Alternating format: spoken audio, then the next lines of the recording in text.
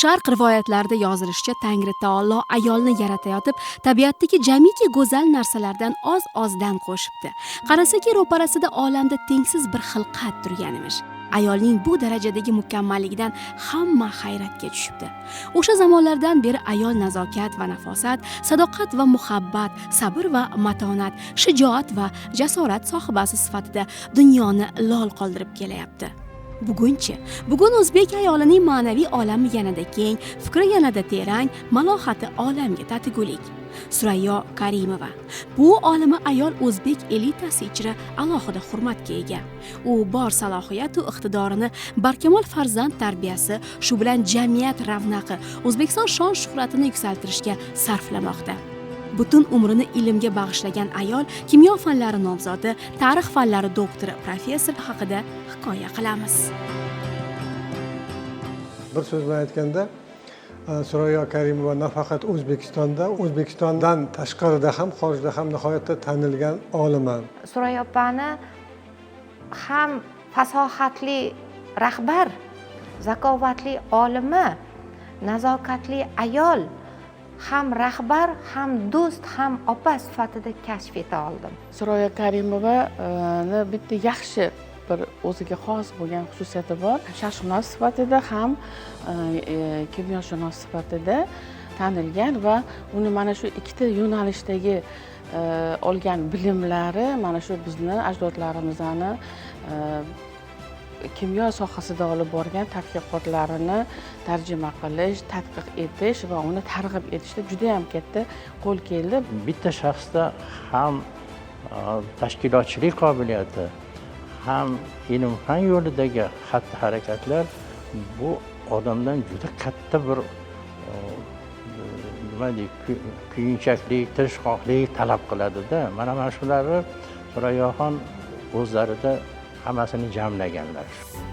Surayyo Ubaydullayevna Karimova 1955-yil 30-mayda Toshkent shahrida ziyoli oilasida tug'ilgan. 1977-yilda Toshkent davlat universitetining kimyo fakultetini tamomlagan. 1983-yilda kimyo fanidan nomzodlik dissertatsiyasini yo'qlagan. 1987-1984-yillarda O'zbekiston Respublikasi Fanlar akademiyasi O'simlik moddalar kimyosi institutida ishlagan. Uning talabalik yillaridan fan tarixi, yurtimiz allomalarining tabiiy fanlar bo'yicha ilmiy merosiga qiziqishi bo'lgani bois 1980-yilda mazkur universitetning Sharq fakulteti huzuridagi kechki arab tili kurslarini tugatib, 1984-yildan O'zbekiston Respublikasi Fanlar akademiyasi Abu Rayhon Beruniy nomidagi sharqshunoslik institutiga ishga kiradi. Surayyo Karimova shu institutda dastavval kichik ilmiy xodim, keyin katta ilmiy xodim, bo'lim mudiri bo'lib, 2003-yildan hozirga qadar shu institut direktorining ilmiy ishlari bo'yicha o'rinbosari lavozimida ishlab kelmoqda. Surayyoni juda uzoq davrdan beri bilaman. Biz taqdirning taqozosi bilan deyarli bir joyda katta bo'lganmiz, bir mahallada istiqomat qilganmiz.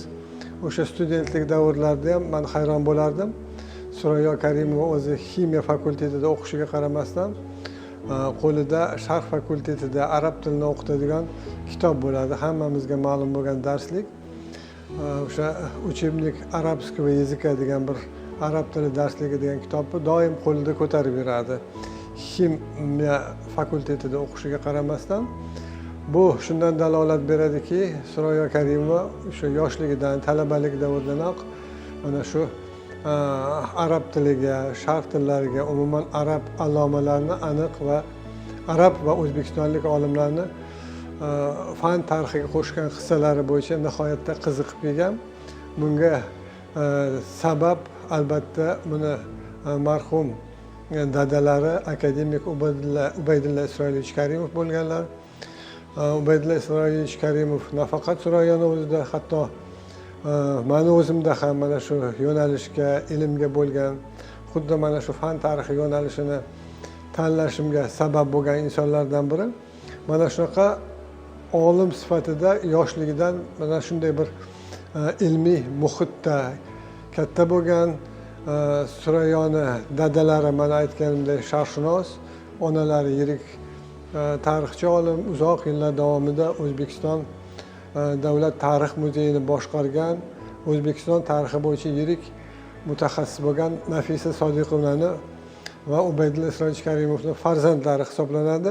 Surayyo Karimovani onalari Nafisa Sodiqova O'zbekiston tarixi davlat muzeyi to mustaqillik davrigacha bu muzey O'zbekiston xalqlari tarixi muzeyi deb atalgan va Nafisa Sodiqovani mana shu yillarda to mustaqillikgacha bo'lgan yillarda bu yerda faoliyat ko'rsatganlar. Masalan, bir insonni 26 yil mana shu bitta muzeyda direktor lavozimida ishlashi va mana shu muzeyni o'sha paytda sobiq SSR davridagi barcha respublikalardagi mana shu muzeylarni ichida eng sara muzeylar darajasiga olib chiqqan ham aynan mana shu Nafisa Sodiqova bo'ladilar. Mana shu ikkita ilm fan darg'alarini oilasida dunyoga kelgan Surayyo Karimova haqida so'z yuritadigan bo'lsak, bu olima insonimiz ham xuddi mana shu ota-onalari kabi ilmiy tadqiqot ishlarini bir o'ziga xos bo'lgan yo'nalishda faoliyat olib borgan olimlardan biri hisoblanadi. Manbalarni o'qishda va bizning ajdodlarimizni tarixini yoritishda, ularni mana shu merosini targ'ib qilishda faol ishtirok etgan eng mashhur olimlardan hisoblanadi.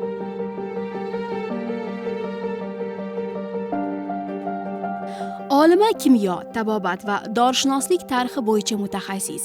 U Abu Bakr Ar-Rozi, Abu Rayhon Beruniy, Abu Ali ibn Sino, Najibuddin As-Samarqandiy qalamiga mansub arab va fors tillaridagi asarlar tadqiqi asosida o'zbek, rus, ingliz tillarida 130 ga yaqin ilmiy ishlar, yakka va hammualliflikda 31 ta kitob nashr qilgan. 2001-yilda 19-20 asr kimyo va dorishunoslik fanlari taraqqiyotida Markaziy Osiyo olimlarining o'rni mavzusida doktorlik dissertatsiyasini himoya qildi.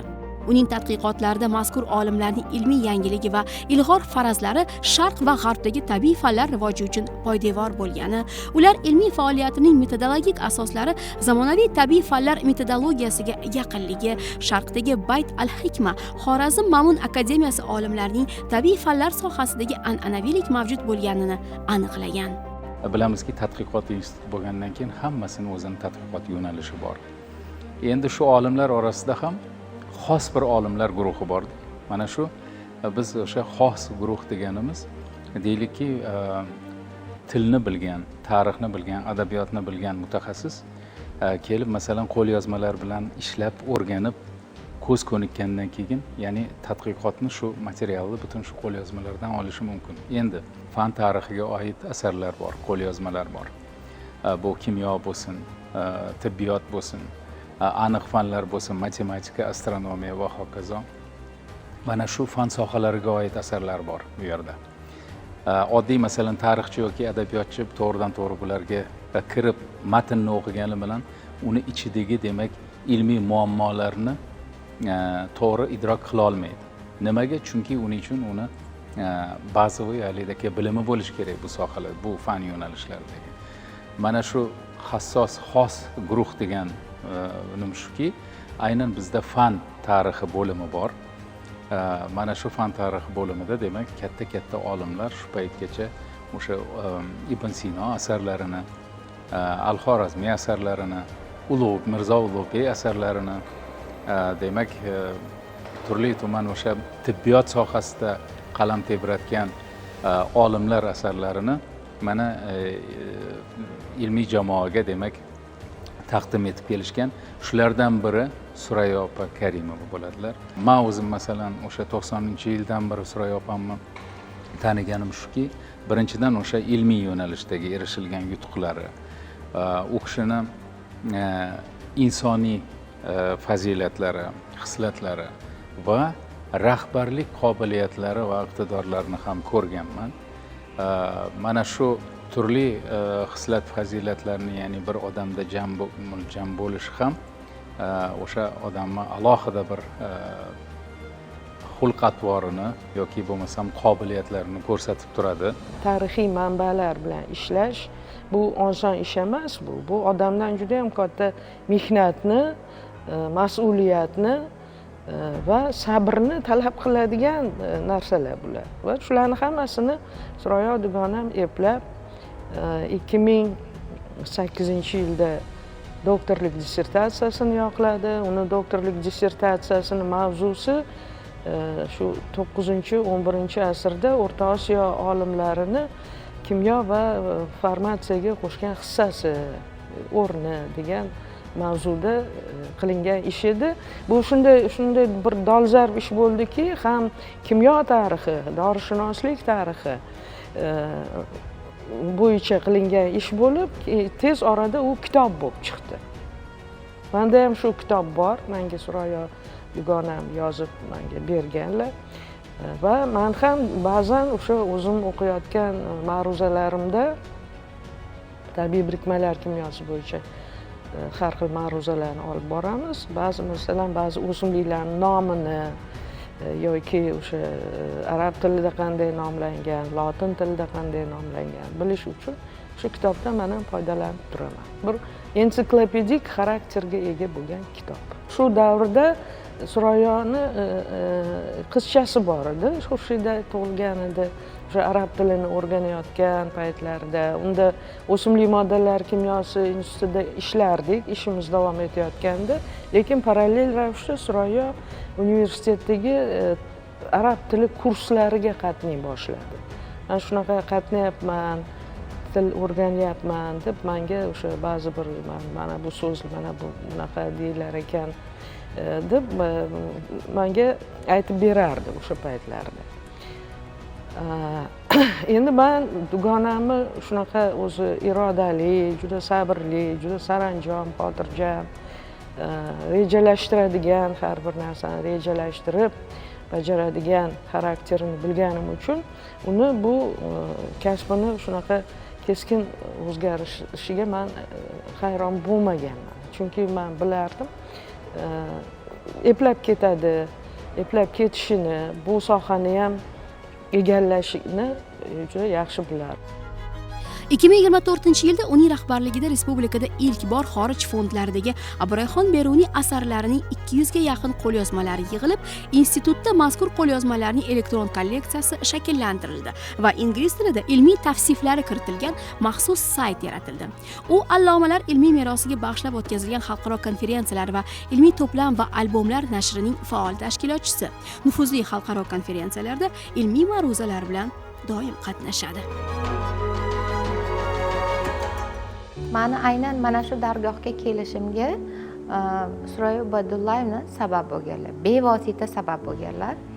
Men dissertatsiyamni yoqlab Qo'qonga qaytib ketganman. Men asli qo'qonlikman. Qo'qon adabiyot muzeyida o'sha filial mudiri bo'lib ish jarayon faoliyatimni davom etkazayotgan joyimda meni chaqirtirib olganlar. Ya'ni bu yerda sharqshunoslik ilmiy almanaxi bor. Bo'lgan o'sha ilmiy almanaxni yanada takomillashtirish uchun meni taklif qilishgan. Mana shu jarayonda Surayyo opa bilan hamkorlik qildik. Ya'ni o'sha ilmiy almanaxni jurnal darajasiga ko'tarishga katta xizmat qildilar. Bunda o'sha jamoani yig'a bildilar. Ham olimlar tahrir hay'atini, ham uni qiyofasini, ham ichki tuzilmasi, tarkibiy ilmiy salohiyatini mana shuni ko'tarishdi, har tomonlama yo'lga qo'yishda Surayyo opamni juda katta xizmatlari bor. Mana shu jarayonda ishga kelganimda hali filologiya bo'limi, adabiyot bo'limi yo'q edi. Jurnalda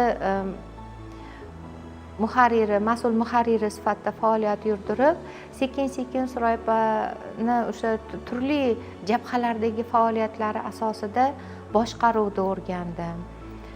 Keyin ishni tashkil qilishdi. Bu yer juda katta dargoh, bilasiz, mahalliy, xorijiy konferensiyalar tashkil etiladi, turli xorijlik mehmonlar keladi, turli bitimlar, shartnomalar, memorandumlar imzolanadi. Mana shu jarayonlarda hammasiga sekin-sekin Surayyo opa o'sha jamoadagi odamlarni, mutaxassislarni tortilib, o'shalar qatorida men ham bu jarayonlarga jalb etildim. Yana bitta narsaki, men e'tibor qilib hayron qoldirgani, men 2008-yil ishga kirgan bo'lsam, o'sha yilda jamoani 90% katta yoshli domlalarimiz edi, darg'alarimiz, haqiqiy yetuk, nafaqat O'zbekiston yo Markaziy Osiyo, dunyo miqyosida nom taratgan, shu nom qozongan yetuk olimlar edi. Surayya opam yoshlarni jalb qila boshladilar va haligi domlalarimizga, ustozlarimizga yoshlarni biriktirib, ularni maktabini davomiyligini ta'minladilar va o'sha domlalarimizni rahbarligida yigit qizlarimiz nomzodlik, doktorlik ishlarini yoqlab, mana hozir professor darajasiga ko'tarilishdi. Masalan, shulardan biri mana O'ktam Sultonov bugungi kunda professor darajasiga yetib keldi yoki Shavosil Ziyodov. Ya'ni bizni ustozlarimiz yaratgan ilmiy maktabni davomiyligiga Surayyo opa alohida e'tibor qaratdilar. Surayyo opa nafaqat o'z jamoasida, sharqshunoslik jamoasida, balki Fanlar akademiyasi rahbariyati oldida ham judayam katta e'tiborga sazovor, judayam katta hurmat qilishga arziydigan olima sanaladilar. Eng asosiy xislatlari ularning kamtarliklari. Surayyo opaning eng asosiy maqsadlari sharqshunoslik sohasini nafaqat O'zbekistonda rivojlantirish, balki uni dovrug'ini dunyolarga tanitish. Albatta, ilm fan bu faqat kitob o'qish, faqat laboratoriyalarda izlanish yoki kutubxonalarda, arxivlarda ishlash emas. Bir vaqtning o'zida olim ilmiy muloqoti bilan oddiy xalq bilan ishlash hamdir. Aynan men Surayyo opani bu sohada so'nggi yillarda qadimiy qo'lyozmalarni aholidan olish va uni qayta ishlash jarayonlarida kuzatyapman. Qayta mana shu mas'uliyat bilan yondashish, qo'l ostidagilar bilan, ya'ni o'z hamkasblari bilan ilmiy munozaralar, muhokamalarni haqiqiy ilm fan doirasida bajarishlari. Bu insonga kamdan kam beriladigan xislat. Ulug'larimiz yaratgan inoyat qilgan kishigina olim bo'ladi deb bejiz aytishmagan. Olimlikning o'z talablari, odobi, mas'uliyati bor. Inson nasabiga mos hasabga ega bo'lmoq uchun tinmay mehnat qilish kerak. Surayyo Karimovaga olimlik sifatlari ota-onasidan o'tgan. Bundan esa farzandlari, hatto qarindosh urug'lari ham chetda qolmagan. Yoshligimda eslayman, xonada katta stolimiz bo'lardi. Ustida juda ham ko'p kitob taxlanib turardi. Buvam rahmatlida ham xuddi shu edi, opamda ham xuddi shunaqa. O'sha kitobdan boshlarini ko'tarmasdan nuqul o'qirdilar, yozardilar deb men opam oxirigacha o'zlarining fikrlarini o'zgartirmasliklariga qoyil qolaman. Kim nima demasa ham baribir o'zlarini fikrlarida turadilar va o'zlari o'shani to'g'riligini isbotlab bera oladilar. Shu gap bilan, ish bilan to'g'ri ish qilayotganlarini ko'rsatadilar. Odamlarga, jamiyatga foyda keltirishni o'rgatganlar. Sabr deya oltin derdilar. Eng ko'p gapiradigan gaplari shu. Onamdan juda ham minnatdorman. Menga ko'p narsa o'rgatganlar. Hayotda ham, ilmda ham,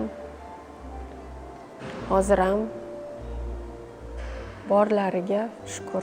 Bizning uyimizda kutubxonamiz bor edi, juda ham katta kutubxona va kutubxonaning eng yuqoridagi javonida meros degan papka bo'lardi. Men shunga qarab buvimlardan so'rardim. Merosni u nima ichida deb so'rasam, menga aytardilar, kulib qo'yardilar. Vaqt kelganda bilasan derdilar va men ko'p savol tutmasdim. Keyin vafotlaridan so'ng shu kutubxonani ba'zi bir materialdan foydalanish uchun o'sha papkani olganman. Olib ichini ochib qarasam, juda ham manbalarga boy bo'lgan papka ekan. Badamlarim jimirlab, ko'zimga yosh kelgan va shunda men anglaganman, inson hayotda nafaqat moliyaviy tomonni o'ylash kerak, haqiqiy meros nimaligini men shunda tushunganman. Ya'ni avloddan avlodga o'tadigan ilm bu asosiy meros. Men yoshligimni eslasam, ko'z oldimda uyimizda doim shogirdlarga to'la bo'lardi. Va biroz vaqt o'tgandan keyin magistraturani bitirganimdan keyin buvimlar Nafisa Otakovna taklif berdilar shu ishni davom ettirsang deb. Albatta boshida bu menga reja edi, keyin bu reja maqsadga aylandi va shunga kirib shu sohada faoliyat yuritdim.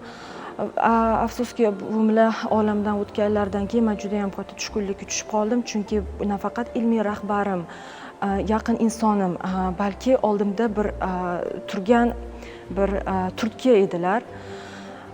Lekin tushkunlikdan men osonroq chiqdim, chunki ammamlar Suroya Karimova juda ham menga katta yordam berdilar. Mana hozir buvimlar kabi ularni qoldirib ketgan manbalardan, kitoblaridan hozir qancha insonlar foydalanadi va shu narsani Suroya Karimova ammamlar o'zlari ham davom ettiradilar. Haligacha izlanadilar, kitoblar chiqaradilar va shu narsani biz shogirdlar ham, men ham shu narsani ulardan o'rganib, shuni o'zimda tatbiq qilishga harakat qilaman. Sharqshunoslik institutida asos solingan fan tarixi maktabining vakili sifatida Suroya Karimova shogirdlardan bir nechta fan doktorlari, tarix fanlari nomzodlarini tayyorlagan. Mahalliy va xorijiy tadqiqotchilarga manbalarning elektron nusxalarini berish bo'yicha komissiya a'zosi. Umuman u institut qo'lyozmalar fondini boyitishda jonbozlik ko'rsatadi. Surayyo Ubaydullayevna Karimova uchta yo'lni eplagan olima ayollar sirasiga kiradi. Uchta yo'l deganimki, u yo'lning birinchi sifatida oila. Ayol kishi albatta oila ishlariga qarashi, oilani boshqarish, oila yumushlarini o'z zimmasiga olish talab etiladi. Bu ishlarni ham Surayyo Ubaydullayeva a'lo darajada bajarganlar deb ayta olamiz. Ikkinchisi bu olimalik.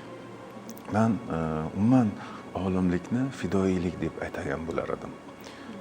Bu o'sha olimalik kasb deymizmi, o'sha mahorat deymizmi, iste'dod deymizmi, bu sohalarni haqiqatan ham maromiga yetkazib amalga oshirgan o'zbek olimalaridan deb bilamiz.